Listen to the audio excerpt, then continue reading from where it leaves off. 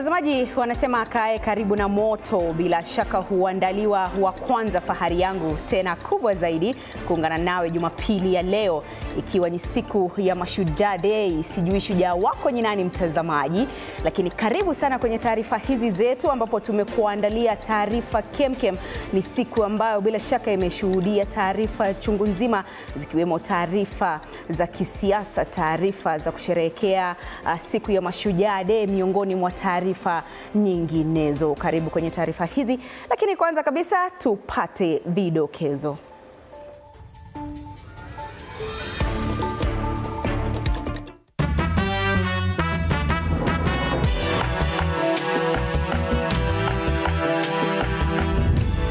Naibu Rais aliyebanduliwa Rigathi Gachagua sasa amlaumu Rais William Ruto kwa masaibu yake. Leave me alone. Leave my children alone. Rigathi anasema kumekuwa na njama ya kumuua. After the two attempts to assassinate me through food poisoning failed, it is when this impeachment motion was hatched.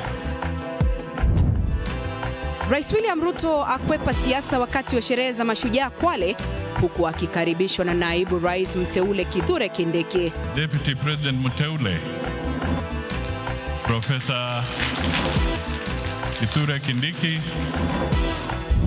Na wanaharakati kadhaa wakamatwa wakati wa maandamano siku ya Mashujaa jijini Nairobi.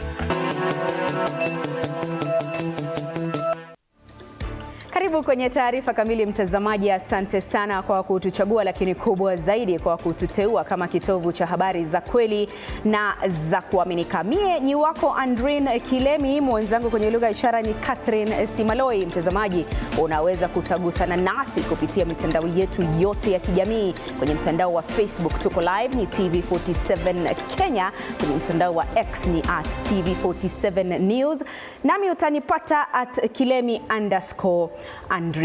Na tunaanza na taarifa kuwa naibu wa rais aliyetimuliwa Rigathi Gachagua ameruhusiwa kuondoka hospitalini baada ya kuwa chini ya uchunguzi wa madaktari kwa siku 3. Gachagua ambaye amepata nafuu ameeleza kuwa alipokuwa akijiandaa kutoa ushahidi mbele ya Seneti siku ya Alhamisi alipata matatizo ya kupumua, ndiposa akakimbizwa hospitalini. Anavyotuarifu Joash Onsare, amesema kwa sasa maisha yake ni muhimu zaidi.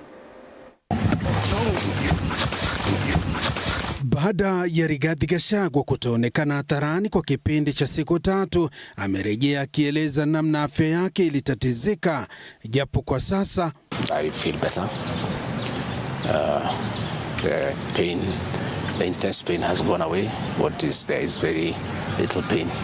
It is manageable for a man. Anasimulia kuwa haijakuwa rahisi ikizingatiwa amekuwa na kesi za kuondolewa afisini. Time I was getting here, I was under a lot of pain and shortness of breath. And I found Dr. Gachagua and his team of paramedics were waiting for me and quickly examined me, and he quickly made a decision that I must be admitted immediately. Tetesi zikisambaa kuwa alikwepa vikao vya Seneti. Anaeleza kuwa alikuwa amejiandaa kufika mbele ya Seneti, lakini matatizo ya kupumua yakamzidi. When I was going to the office is when suddenly I developed very, very intense pain in the chest. And I sat down and the pain continued. And it was very intense and very sharp. Isitoshe, Gachagua ameeleza kuwa alimwomba daktari wake amruhusu kupata nafuu nyumbani, lakini chini ya uangalizi. But I've requested that he allows me to go home, and he thinks I'm quite stable, to go home where he can look after me from home. In any case, my home is not far away from here. Kesi za kubanduliwa kwake zikiendelea, Gachagua amesema analinda kitu kimoja tu. Let me look after my children. You can do whatever you want with the country, but allow me to live. Just a quick one, please. I don't want to. Joash Onsare, TV47 Nairobi. Na naibu rais Rigathi Gachagua ambaye alitimuliwa ofisini ameibua ofisi kuhusu maisha yake, akitoa maelezo kuwa iwapo chochote kitamfanyikia au familia yake, wa kulaumiwa ni Rais William Ruto. Gachagua akidai kuwepo kwa jaribio dhidi ya maisha yake kwa kile alichodai kuwa ni sumu kutiwa kwenye chakula chake. Na kama anavyoarifu Mwege William, haya yote Gachagua amedai baada ya kutoka hospitalini. Pindi tu alipopata idhini ya kuondoka hospitalini, cha kwanza alichokifanya naibu rais aliyebanduliwa Rigathi Gachagua ni kupasua mbarika ya yale yaliyomkumba. Gachagua akidai kuwa zoezi la kumbandua ofisini liling'oa nanga baada ya alichodai kuwa jaribio kwa maisha yake kufeli. Gachagua akidai kuponea kifo mara mbili na kuripoti haya madai kwa kitengo cha kitaifa cha ujasusi NIS. 30th of August in Kisumu, undercover security agents entered my room in Kisumu and bagged it, and one of them tried to poison my food. I was supposed to be killed through poisoning. On 3rd of September in Nyeri, another team from the National Intelligence Service came to Nyeri and tried to poison food that was meant for me and Kikuyu Council of Elders. Gachagua akielezea hofu juu ya usalama wa maisha yake, akidai kuwa maafisa wake usalama wameondolewa. Hii ni baada ya kura ya kumbandua ofisini. Rigathi Gachagua and his family feel very exposed because these people have tried to kill us before. They have now tried to get us out of office. So I asked President William Ruto, my brother, I helped you to be president. Leave me alone. Leave my children alone. Pia Gachagua akidai kuwa serikali iliweka mikakati ya kuhakikisha kuwa hataweza kufika katika maadhimisho ya sherehe za Mashujaa yaliyofanyika Kwale. You can do whatever you want with the country, but allow me to leave. Because I was there for you when you needed somebody to be there for you. When you were in trouble and you needed a man who could stand with you, I stood with you, with my family. You have paid us in kind by being so cruel and vicious against us. Gachagua akisisitiza kuwa tofauti baina yake na Ruto ni kutokana na msimamo wake wa namna ya uendeshaji wa taifa. I'm the only man in the cabinet and in the whole government who can stand up to President William Ruto and tell him, hey brother, this is not right. This Adani thing is not good for the country. There's too much corruption, Mr. President. This how thing is being forced down on the people of Kenya. And they don't like it. Please don't force it down on them. I don't think the president had any intention of ever working with me. I think he just needed me to help him win the election because of my mobilization capacity and the faith in the Mount Kenya region has in me. Rigathi Gachagua akifichua yaliyokuwa yakimwandama kwa mwaka mmoja uliopita, sasa anaelekeza macho yake katika mahakama ili kumwokoa kisiasa. Mwege William, runinga TV47, hospitali ya Karen, Nairobi.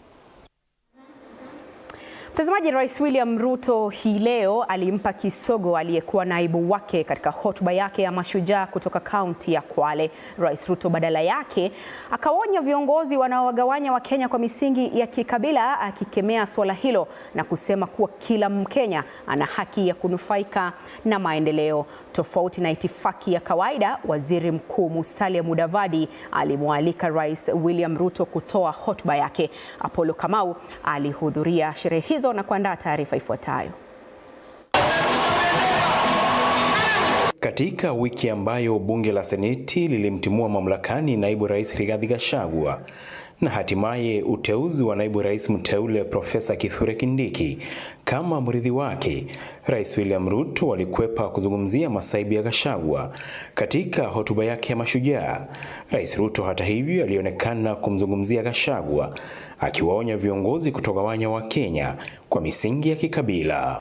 In confronting colonialism, Mekatilili wa Menza did not seek to free her village or region from occupation by a community.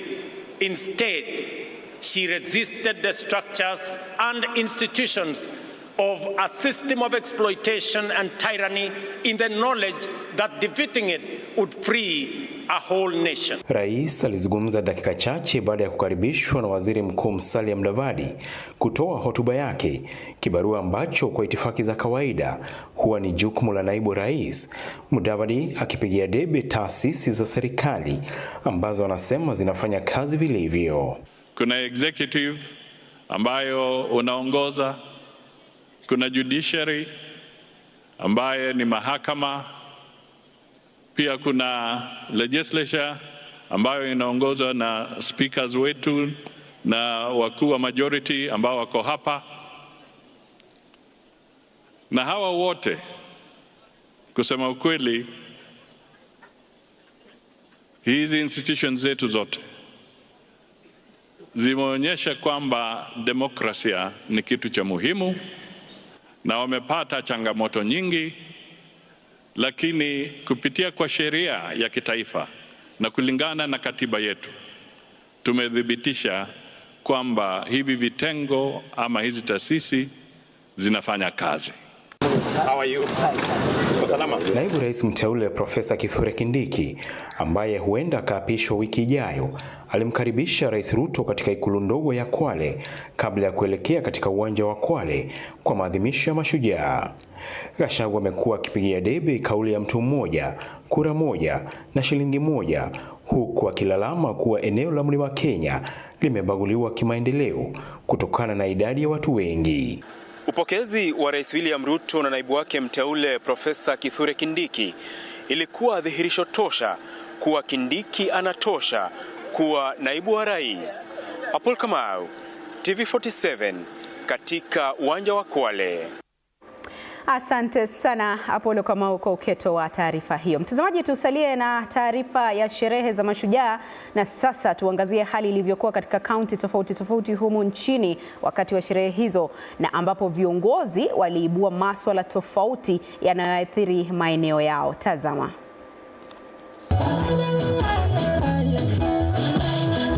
Mbwembwe zilisheheni katika kaunti ya Kajiado wakati wa maadhimisho ya sherehe za Mashujaa, huku siasa za Rigathi Gachagua kubanduliwa ofisini kama naibu wa rais zikiibuka.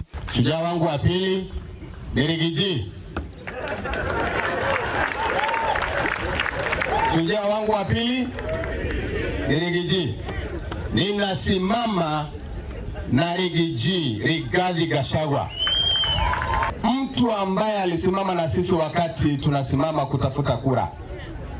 Sitasahau. Na mimi sina shida na yeye, na sitakuwa na shida na yeye. Na mimi nimesema yangu na imetosha. Taswira ilikuwa ni kama hiyo katika kaunti ya Bungoma, ambapo siasa za kubanduliwa ofisini kwa Rigathi Gachagua zilishamiri, viongozi wa kaunti hiyo wakiwataka wananchi kudumisha amani wakati suala hilo linachukua mkondo wa mahakama. Tunataka tumsaidie rais aendeshe serikali kisawasawa. Saisi amepata naibu wa rais mpya. Tunataka tusaidie yeye kwa kuendesha hii serikali kisawasawa. Katika kaunti ya Nyeri, sherehe za Mashujaa zilifanyika katika uwanja wa Kamukunji, ambapo idadi ndogo tu ya wakazi ilijitokeza. Kamishna wa kaunti ya Nyeri Joseph Mwangi aliwapongeza wakazi kwa kuendelea kudumisha amani hata wakati ambapo joto la kisiasa lilionekana kupanda. Tukue na amani all the time, vile tumedumisha katika hii Nyeri. Na mimi watu ya Nyeri, kitu mnanifurahisha, hamujawahi niangusha hata siku moja. Ninyi mmeweka amani all through. Wakati huo huo, aliwahakikishia wazazi kuwa mipango yote iko sawa kuhakikisha usalama wa wanafunzi wakati mitihani ya kitaifa inapotarajiwa kuanza juma lijalo. Wewe kama unaandika Mkenya mahali, hebu hiyo Mkenya kula, sababu hakutakuwa na udanganyifu. Tutakuwa makini sana ili tuone kwamba ile kazi tumepewa tumetimiza. Akiongoza sherehe za Mashujaa Day katika kaunti ya Pokot Magharibi, gavana wa kaunti hiyo Simon Kachapin alitoa wito wa umoja miongoni mwa viongozi, akiwataka kuhepuka siasa za mgawanyiko. There is beauty in diversity. Kabila zote zile Mungu alitupatia, tukifanya kazi, tufanye biashara pamoja, hii nchi itaenda mbele. Hakuna kitu kwa Pokot ati kwa sababu kabila ingine ni kabila ingine itakusaidia ulipe fees. ama ukiwa mgonjwa itakufanya kuwa bora kuliko kabla nyingine. Nasema tupendane. Hayo ya kijiri, uongozi wa kaunti ya Marsabit umeitaka Wizara ya Usalama wa Ndani kuwachukulia hatua za kisheria wote watakaopatikana wakichochea au kuyumbisha usalama katika kaunti hiyo ya mpakani. Kama mtu yoyote anaweza ama anataka kuchangia kuharibu amani yetu, pambana na huyo mtu kulingana na sheria, bila kujali ni nani, bila kujali ametoka wapi ama anaongea lugha gani, kwa sababu amani yetu ni muhimu kuliko mtu yoyote. Wakati wa sherehe hizo, watu 5 walituzwa na NCIC kwa juhudi zao za kudumisha amani miongoni mwa jamii.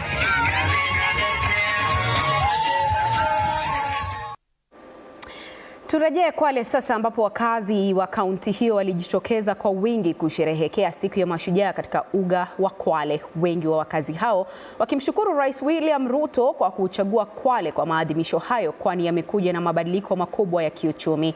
Wamesema kuwa wanaunga mkono mpango wa serikali ya nyumba za bei nafuu, wakihimiza kuhakikisha utekelezaji kamili na kutotoa ahadi tupu. Mwanahabari wetu Cheptoboit na maelezo zaidi.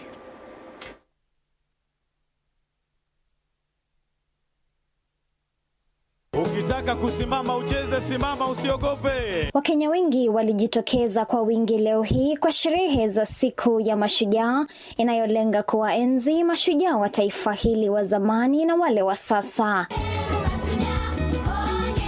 Kutoka tabaka mbalimbali, wengi walikusanyika katika uwanja wa Kwale, hatua inayoashiria kujitolea kwao katika kusherehekea mafanikio ya Kenya. Baadhi ya viongozi sasa wamepongeza Wakenya kwa kujitokeza kwa wingi. The development that has come in within the last 2 months, it's marvelous. The people of Mashujaa are so happy, excited. The people of Kwale are really thankful. You can imagine where we are. If you were to see this place 2 months ago, you wouldn't believe. Na rais ametoa hotuba mzuri sana kupongeza Wakenya, kuhimiza Wakenya tukae pamoja na tukae pamoja kwa amani na upendo. Wakazi wa kaunti ya Kwale wamemsifia Rais William Ruto kwa kuchagua eneo hilo kuwa mwenyeji wa sherehe za Mashujaa za mwaka huu, kwani zimekuja na mabadiliko makuu. Ama ni ile tunaita ndoto nilikuwa ninazoziomba, unaona kwa wenzako, lakini unasema huku kwetu itafika lini? Na hivyo uliposikia kwa iko kwetu umefurahia. Vijana wadogo kama sisi twashukuru rais kuja huku kwetu. Tunaona venye amekuja, ameleta maendeleo mengi zaidi, na tuna hope kutakuwa na maendeleo zaidi hapo. Kadhalika, wenyeji wa hapa wameonyesha kuunga mkono mpango wa serikali wa nyumba za bei nafuu, wakibainisha uwezo wake katika kubadilisha maisha ya Wakenya. Huwa mara nyingi napitia hapo Kwale na nimeona vijana wengi ambao walikuwa wana kazi, wanajishughulisha katika sehemu mbalimbali. Kwa hivyo katika create employment tayari hapo imesaidia. Tunaona barabara zimetengenezwa, usafiri umekuwa bora zaidi, speech yake imemotivate as Gen Zs. Yale ambayo tulikuwa tumetegemea kama zile investment, nafikiri ya mambo yote yajiongelewa hapa. So kitu ambacho naweza aje rais wetu wa Kenya, Bwana Rais William Ruto, ni kuwa zingatia maslahi ya watu wa huku, wengine wako chini. Wamehimiza utawala wa Kenya Kwanza kutotoa ahadi za bure, ila kuhakikisha utekelezaji kamili wa mpango huu. Katika zile nyumba ambazo watu wanaishi nyumba ambazo ziko hali duni sana. Ujenzi wa nyumba za bei nafuu, naamini kabisa kwamba kama atatekeleza basi Kwale yetu hii itafika mbali sana. Makazi ya huku si nzuri sana. Si nzuri sana. Kama itakuwa ni kitu ya maana na ni ya ukweli, na iwe isikuwe tu ni kitu ya kusema. Sherehe hizi zimewapa wakazi wa Kwale matumaini mapya kwa mustakabali wa kaunti. Macho yote sasa yameelekezwa kwa serikali kuona ikiwa itageuza ahadi hii kwa uhalisia katika kaunti hii inayokabiliwa na changamoto za uhaba wa makazi. Cheptoboit, TV47 katika uga wa Kwale.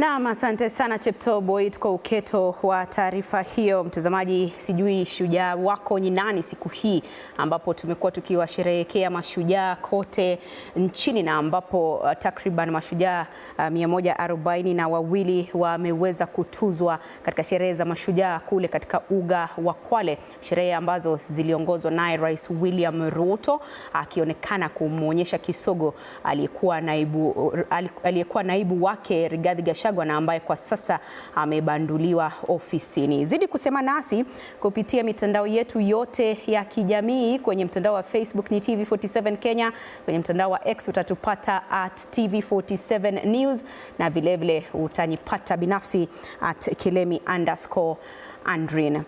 Jumla ya Wakenya 142 wamepewa tuzo za heshima na Rais William Ruto kwenye sherehe za mashujaa katika kaunti ya Kwale. Wakati huo huo, rais ametambua wanawake wawili ambao wameandikisha historia ya uongozi, akiwemo gavana wa kaunti hiyo Fatuma Achani na kamanda wa kikosi cha leo Luteni Kanali Faith Mwangadi. George Maringa na uketo wa taarifa hiyo. Mwendo wa saa 3:25 asubuhi, wanajeshi hawa walipiga hatua moja baada ya nyingine. Kikosi cha wanajeshi hawa kiliongozwa na jeshi la wanamaji, wakifuatwa na jeshi la nchi kavu na kisha jeshi la wanahewa. Na baada ya itifaki za kijeshi kufuatwa, parade RSM kutoka jeshi la wanamaji akapokezana majukumu na mkuu wa kikosi hiki kwa mwenzake kutoka jeshi hilo la wanamaji. Ila palikuwa na tofauti. Kwa mara ya kwanza, mkuu wa gwaride hili la heshima alikuwa mwanamke. Huu ukawa mwanzo wa kuandikisha historia, ambapo kwa mara ya kwanza nchini, kamanda wa kikosi cha gwaride ya heshima ni afisa mwanamke, jina lake Luteni Kanali Faith Mwangadi.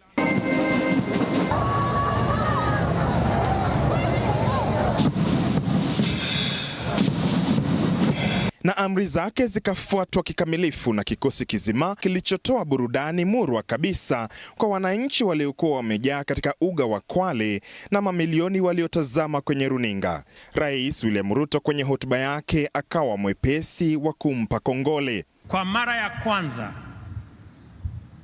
katika taifa letu, mwanajeshi mama kuongoza sherehe hii, Luteni Kanali Faith Mwangadi. Huyo mama hapo, mpigie makofi jameni. Kudhihirisha tena kwamba mama wanaweza kufanya kazi zote. Mwanamke wa pili kutambulika kwenye sherehe hizo ni gavana wa kwanza wa kike kaunti ya Kwale, si mwingine bali ni gavana Fatuma Mohamed Achani. Nataka niwapongeze pia viongozi wote wa Kwale hii wakiongozwa na mama gavana Fatuma Achani.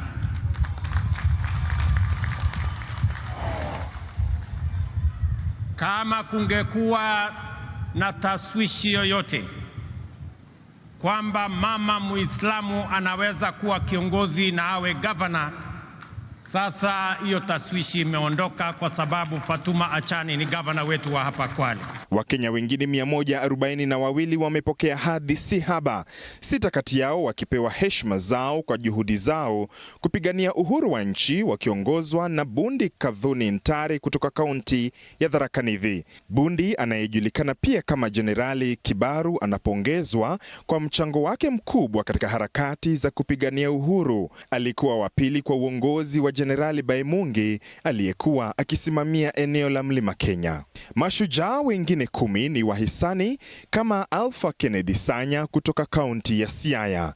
Alpha ametambuliwa kwa kuokoa maisha ya watu wengi kupitia uchangiaji wa damu. Yeye ni mtoaji mkubwa wa damu, akiwa ametoa pinti 105 za damu kufikia tarehe 8 Julai mwaka huu wa 2024. Mwingine ni Dr. DK Abbas aliyetunukiwa kwa uongozi wake wenye maono na ufanisi unaochukua takriban miongo mitano katika kazi ya kibinadamu. Uongozi wake wa kuleta mabadiliko katika shirika la Kenya Red Cross umeianzisha kama shirika linaloongoza katika utayarishaji wa maafa, kukabiliana na kupunguza mateso ya binadamu. Tuzo hizi zimepewa sio tu kwa Wakenya bali pia kwa watu kutoka nchi za nje kama vile Dr. Ruben West ambaye ametunukiwa kwa mchango wake mzuri wa hisani kwa Kenya kwa miaka 5 iliyopita. Kama mhisani na mzungumzaji wa uhamasishaji wa kimataifa, ameathiri sana ustawi wa jamii za Kenya. Mipango ya DK Ruben ni pamoja na kuanzisha programu za elimu, kutoka vifaa vya matibabu na kusaidia biashara za ndani ili kukuza ukuaji endelevu. Hao wakiwa baadhi tu ya mashujaa ambao wametambulika nchini. Je, shujaa wako ni nani? George Maringa, TV47 Nairobi. Shujaa wangu ni mamangu mzazi na babangu mzazi. Natumai wanafuatilia taarifa hizi moja kwa moja. Asante sana George Maringa kwa uketo wa taarifa hiyo. Baadhi ya wanaharakati na waandamanaji walikamatwa na maafisa wa polisi mapema leo katika bustani ya Uhuru katika juhudi za kukongamana kuadhimisha siku ya Mashujaa. Kongamano hilo lililenga kuwakumbuka baadhi ya waandamanaji waliopoteza maisha yao katika maandamano ya vijana wa kizazi cha Gen Z. Hii ndio ilikuwa hali halisi asubuhi ya leo katika bustani la Uhuru, saa chache kabla ya hali hii kugeuka mchezo wa paka na panya baina ya maafisa wa polisi na vijana waliolenga kuingia katika bustani hili.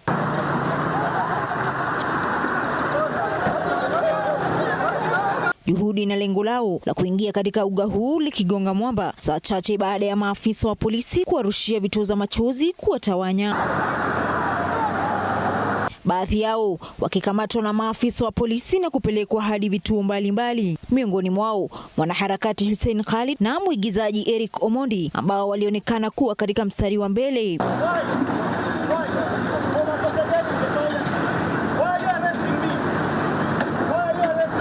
Baadhi ya wanaharakati na mawakili wakikemea vikali kukamatwa kwa waandamanaji hawa, huku wakidai kuwa kukamatwa kwao ni kinyume na sheria. We condemn the arrest and the arrest of many other people who've also been arrested and are still at Central and Kamkunji. We are still trying to follow up on the release as well, because this is not proper. This is not the Kenya we want.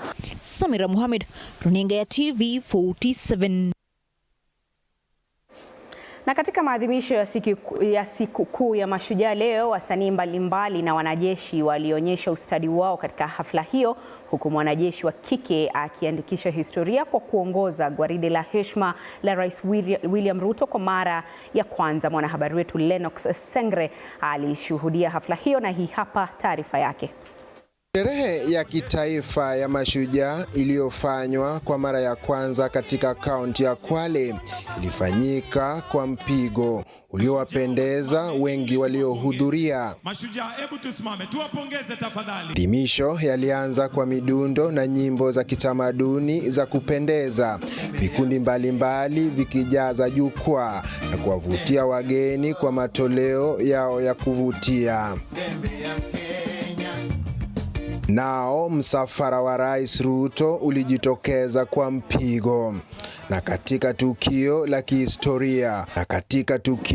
kihistoria, wanajeshi wa KDF waliongozwa na Luteni Kanali Faith Mwanangandi katika gwaride ya heshima kama mwanamke wa kwanza kupewa jukumu hilo. Kanali Faith Mwagandi. Hafla ya Mashujaa ikifikia kilele cha kuvutia wakati jeshi la wanahewa lilipopaa angani kwenye maonyesho ya kusisimua. Mheshimiwa Rais akiwa tayari kabisa, kama tunavyoshuhudia, kuinua pua la ndege na kutupa mizunguko ya kushoto. Tumpe makofi. Sauti ya ndege ilijaza anga, ikizalisha sauti nyembamba iliyowavutia waliofika humu.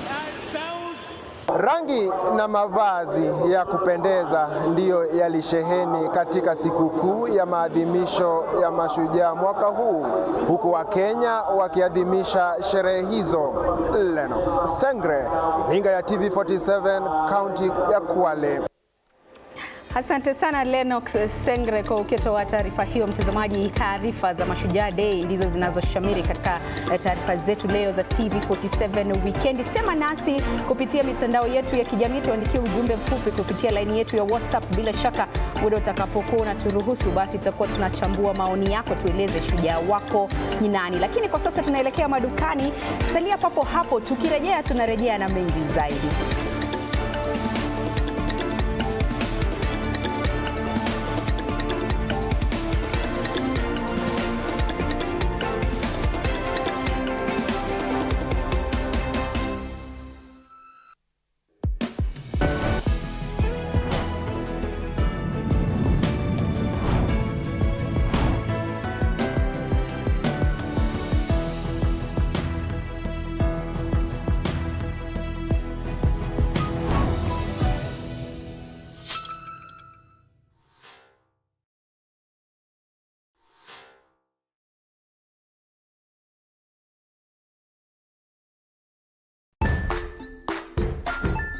Hey there friends, welcome to Kids on the Block, where fun and imagination come alive. We dive into magical world filled with exciting adventures and awesome friends. What position were you in? I was number 2. What position were you? Number 1. He decided to cross the bridge by his house and look for food on the other side. You're going to do half cup of chocolate chips, and the other one, we're going to do half cup of the blueberries. So, grab your imagination hats and get ready to explore with us. Join us every Saturday at 9 a.m. for new friends, amazing stories, and tons of laughter.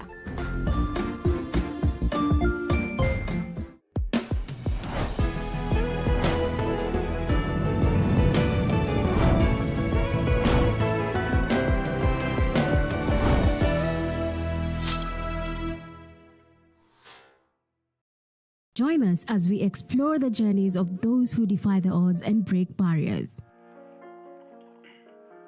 We dive deep into the stories of triumph. Sometimes when parenting a child with a special need or whatever disability, family life becomes a bit complicated and you may end up raising the child on your own.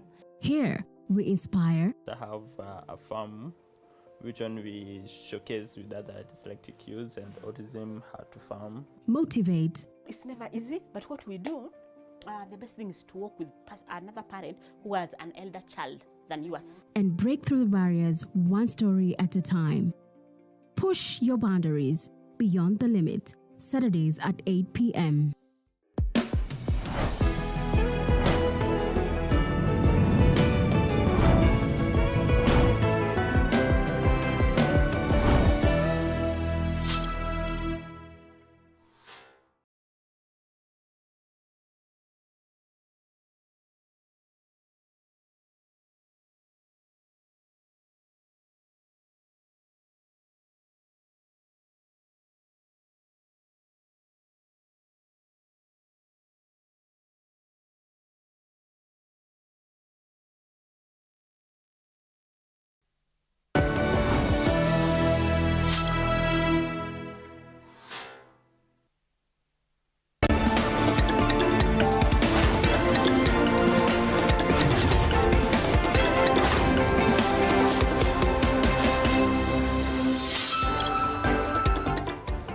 Unazidi kufuatilia taarifa zetu za TV47 Wikendi. Karibu tena mtazamaji, nizidi kukutaarifu. Mpango wa serikali wa nyumba ya bei nafuu almaarufu boma yangu ndiyo iliyokuwa kauli mbiu ya sherehe za Mashujaa Day hii leo, na ikiwa ni siku ya mwisho ya siku 7 za kupigia debe mpango huo, rais akiutaja kama kielelezo cha siku za usoni. Kenya yetu, Kenya inameremeta Kenya. Mpango wa serikali wa nyumba za bei nafuu almaarufu boma yangu ndio iliyokuwa kauli mbiu ya sherehe za Mashujaa leo hii, ikiwa ndio mwisho wa siku 7 za kuupigia debe mpango huu. Mimi nimewaleta kwa hii boma yangu ili mulione na nyinyi mkasajiliwe mupate boma yenu kama hii. Rais Ruto ameupigia debe mpango huu huku akiwarai wa Kenya kujiunga na kuhakikisha kwamba wananufaika kupata nyumba za bei nafuu. Boma Yangu, a key platform in the program, exemplifies our commitment to economic empowerment and improving Kenya's quality of life. This online portal aggregates housing demand with over 547 registered users, of whom 52,000 have collectively saved more than 2.3 billion towards home ownership. Serikali inapania kunufaisha Wakenya zaidi ya 200,000 kila mwaka. The program's benefits extend beyond housing. So far, the affordable housing program has created over 160,000 jobs throughout the housing value chain. While the industry remains predominantly male, we are working to increase female participation to 30%, up from the current 20%. Aidha, Rais amesema kuwa tayari ujenzi wa nyumba 1,124 zinakaribia kukamilika katika kaunti 37. Katika kaunti ya Kwale tayari ujenzi huu unaendelea huku wakazi wa Kwale wakinufaika na nafasi za ajira. Kwale pia haijaachwa nyuma kwa mambo ya Boma Yangu. We have donated 50 acres of land for the affordable housing program. And tunakushukuru, Your Excellency, uliweza kutuanzishia the first site in Kwale ambayo completion date ni December 2015. 2025. Ifikapo Disemba mwaka huu, serikali inategemea kuwapa Wakenya zaidi ya 1,000 nyumba hizi katika eneo la Mukuru. Just a few months from now, we will achieve a major milestone by handing over 1,080 new studio units at the Mukuru Meteorological Site in Nairobi, with mortgages priced at 3,200 per month. This is to citizens who today pay the same amount but live in a slum. Rent that does not qualify them to own the dwelling finally. Kwa hii mradi ya Boma Yangu na hii affordable yenye umetuletea Your Excellency, nyumba zetu huko tunaona mtaa zimeamka na tunatarajia tunakaa nyumba mzuri yenye iko na stima, iko na maji, iko na shower na hata kitchen iko kando, Mheshimiwa Rais. Kauli mbiu ya sherehe za Mashujaa ikiwa ni Boma Yangu, nyumba yangu, mimi ni shujaa. Wakenya sasa wanasubiri kuona kama serikali ina uwezo wa kutekeleza ahadi yake ya nyumba za bei nafuu, ikiwa ni mojawapo ya kigezo katika manifesto ya Kenya Kwanza. Linda Alela nikiripotia TV47 kaunti ya Kwale. Asante sana Linda Alela. Akihutubia taifa katika sherehe ya siku ya Mashujaa katika kaunti ya Kwale, Rais William Ruto alizungumzia wasiwasi unaoongezeka na ambao umezingira mfumo mpya wa bima ya afya SHA. Rais amewahakikishia Wakenya kuwa huduma ya afya inasalia kuwa kipaumbele chini ya mpango wa bottom up na kwamba wiki chache zijazo Wakenya wataweza kupata huduma bora zaidi za afya. Kulingana na Rais William Ruto, Wakenya milioni 12.9 tayari wamejiandikisha kwa bima mpya ya afya SHA, huku taasisi zote za afya za umma na vituo vya afya vya kibinafsi vikiandikishwa kutoa huduma chini ya mfumo huo mpya. Serikali vilevile imetenga shilingi bilioni 3 kulipa madeni ya wahudumu wa afya. I know this has been a major concern for hospitals that are owed by the former NHIF a lot of money. I want to give them my assurance that from next week, we have already released the money that will go into settling some of the debts that have held back their services under our new program. Aidha, wafanyikazi wa NHIF wamehakikishiwa kuwa watasalia kazini chini ya masharti ya sheria ya bima ya afya ya jamii. Tangazo hili la rais likituliza wingi wa hofu ya kupotea kwa kazi zao katika kipindi hiki cha mpito. I want to assure all the former employees and those now serving under our new outfit that no one will lose their jobs. Mbali na kueneza upatikanaji wa huduma za afya, serikali inajitahidi kuimarisha ugavi wa vifaa vya matibabu. Mipango inaendelea ili kuongeza uwezo wa idara ya KEMSA wa kusambaza dawa vilivyo, huku vituo vipya vya usambazaji katika maeneo mbalimbali vikipangwa kuanzishwa katika kaunti 3. To enhance healthcare delivery and ensure the security of medical supplies, the government of Kenya is improving the overall supply chain, starting with capacity upgrades and the establishment of Kenya Medical Supplies Agency regional distribution centers in Kisumu, Embakasi and Mombasa. Huku SHA ikiendelea kuzua utata na maoni tofauti, serikali haina budi ila kujizatiti kuitetea na kuhakikisha mfumo huu unafanikiwa kuboresha upatikanaji wa huduma za afya na bora kwa Wakenya wote. Ann Odida, TV47. Na mwanamume mwenye umri wa miaka 29, mwendeshaji wa bodaboda, ameuawa kikatili na watu wasiojulikana kando ya barabara huko Kericho na pikipiki yake kuibiwa. Mwili wake ulipatikana karibu na mojawapo ya mashamba makubwa ya chai katika eneo hilo.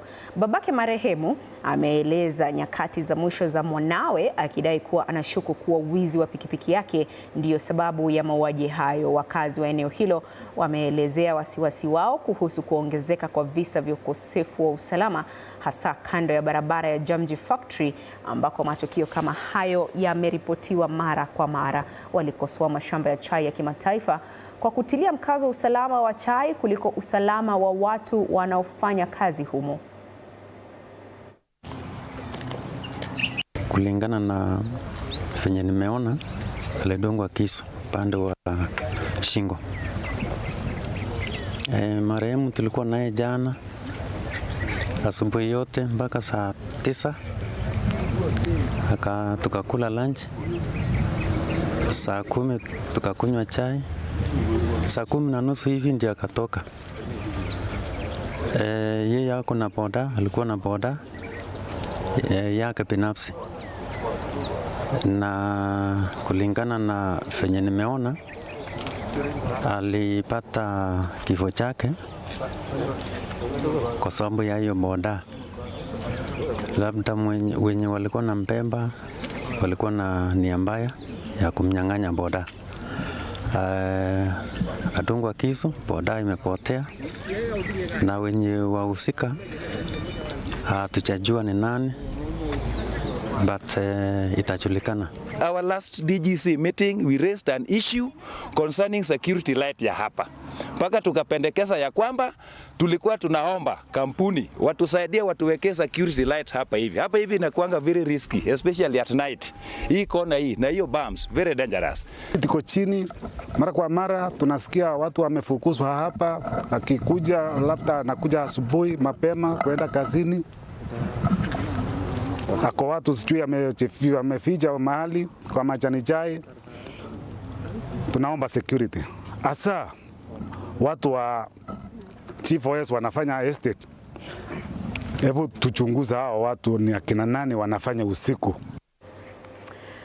Mtazamaji, tukisonga mbele na taarifa zetu ni kuwa mwakilishi wadi maalum katika kaunti ya Kirinyaga Lucy Njeri amemtaka mkuu wa idara ya upelelezi wa makosa ya jinai DCI Mohamed Amin kuingilia kati kufuatia kesi ya kifo cha binti yake Seth Njeri aliyeuawa kwa kunyongwa katika eneo la Biafra, kaunti ndogo ya Thika. Anastasia Mukabi na maelezo zaidi. Si hata wao wako na watoto, si waangalie tu haki yetu haki. Ni wengi sana sisi, angalia sisi ni waheshimiwa saa hii. Tunalilia hapa na mtu wa kawaida. Mwakilishi wadi maalum katika kaunti ya Kirinyaga Lucy Njeri amejawa na majonzi kufuatia kifo cha binti ya Seth Njeri aliyepatikana ameuawa tarehe 14 Jumatatu mwezi huu katika jumba hili eneo la Biafra, kaunti ndogo ya Thika. At because our emotion are still high, hatuwezi onyesha wenye wameshi, lakini tayari wameshika.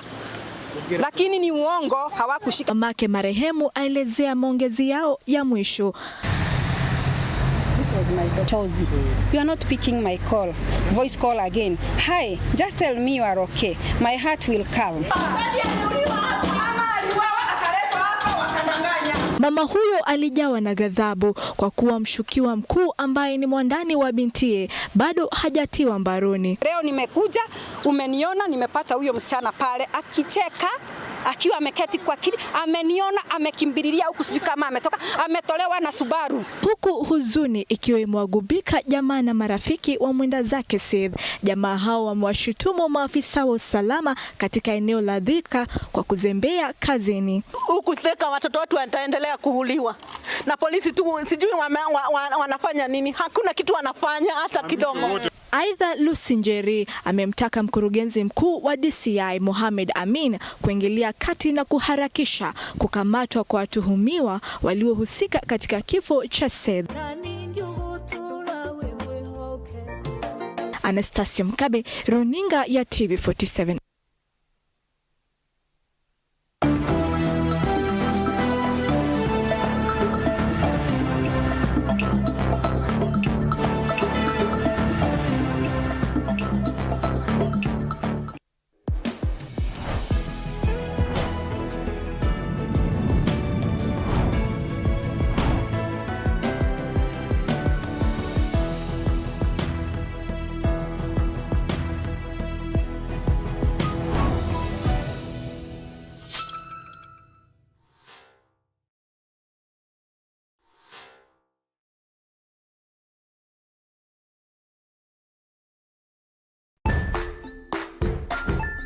Hey there friends, welcome to Kids on the Block, where fun and imagination come alive.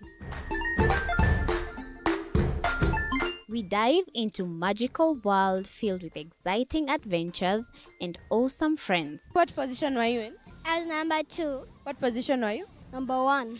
He decided to cross the bridge by his house and look for food on the other side. You're going to do half cup of chocolate chips, and the other one, we're going to do half cup of the blueberries. So, grab your imagination hats and get ready to explore with us. Join us every Saturday at 9 a.m. for new friends, amazing stories, and tons of laughter.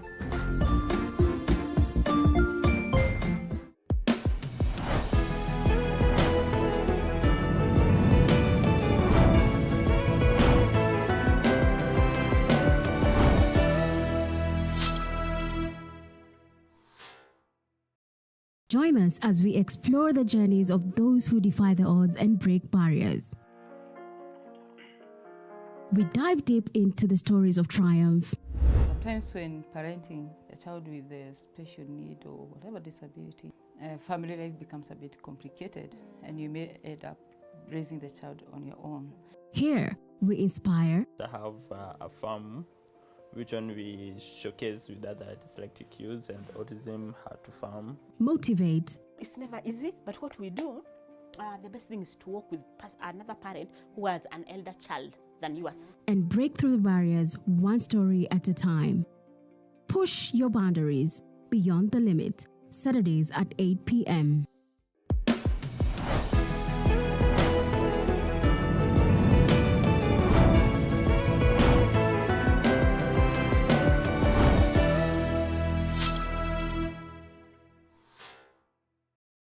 The Grind, where business meets brilliance. It's not just about the ideas. I was working as a shampoo boy. I used to wash clients' hair on the sink. It's about making them happen. From big wins. In primary school, when we would be asked what people want to be, I was categorical that I want to be a nurse. To hard lessons. The consoles change, the gaming equipment keep changing. We cover it all. Tune in to The Grind, where every episode is packed with insights. The person who is serving customers, always be a customer-centric. Strategies. When you pay attention to detail, you get luxury items. And stories to fuel your ambition. Don't just dream it, grind it. Mondays at 7:30 p.m.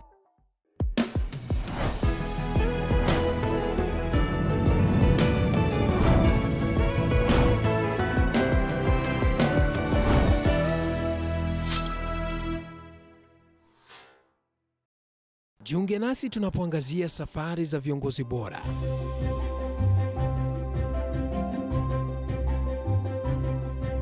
kutoka kwa ushindi mkubwa hadi masomo magumu. Wakati wetu kwamba wasichana si wa kusoma, ni wa kuolewa, ng'ombe ipatikane, wazazi wakuwa watajiri. Tunashughulikia yote. I wish I were a better investor. My parents taught me how to look for things for myself. Tazama Mfahamu Kiongozi, ambapo kila kipindi kimejaa maarifa, mikakati na hadithi za kukuza azma yako. For me to succeed, I have to fight. Kila Alhamisi saa 1:30.